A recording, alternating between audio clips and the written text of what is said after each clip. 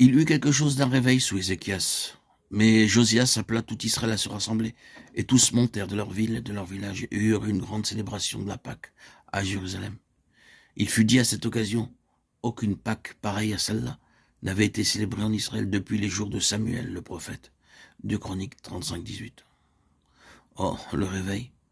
Mais après que cette chose a été présentée dans son ensemble et que tout a pu être dit au sujet du soin méticuleux, de l'enthousiasme apporté, alors vient aussitôt ce terrible rapport sur la description de cette chose tellement sincère en apparence. Toutefois, l'Éternel ne se désista point de l'ardeur de sa grande colère. 2 Rois 23-26. Je pense à moi-même, cela est un trait final décevant, cela gâche tout ce temps de grand réveil, avec le peuple harmonieusement engagé dans ce réveil. Et tout semble tellement sincère et merveilleux.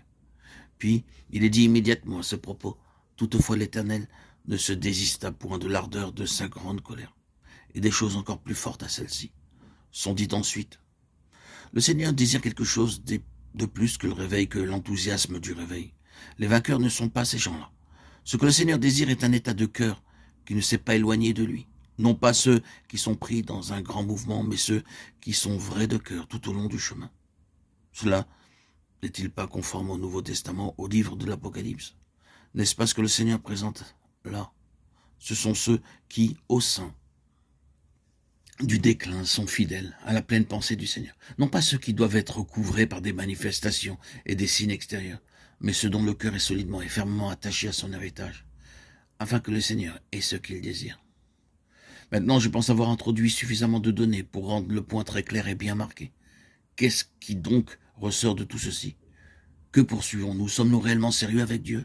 Nos cœurs sont-ils totalement attachés à tout ce à quoi le cœur du Seigneur est attaché? Maintes frères ou sœurs, acceptez ce défi. Permettez cette question. Bon nombre de choses se produiront si cela était vrai. Le Seigneur peut nous dépouiller si c'est nécessaire, en vue d'obtenir son objectif, si nos cœurs sont attachés à celui-ci. Nous n'aimerons pas notre vie jusqu'à la mort, si nos cœurs sont attachés à l'objectif du Seigneur, à son plein objectif. Nous n'aurons ni discussion, ni contestation, nous ne mettrons rien de moins ou personne d'autre que le Seigneur lui-même, comme notre modèle et notre limite. Personne, ayant son cœur ainsi attaché à tout ce que le Seigneur désire, ne dira « Oui, un tel est un homme très pieux, et il fait ceci et cela.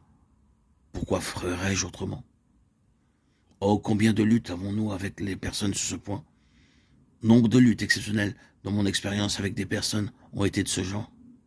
Bien-aimés, permettez-moi de dire en toute solennité et charité, si c'est la votre standard, vous serez loin d'atteindre celui de Dieu.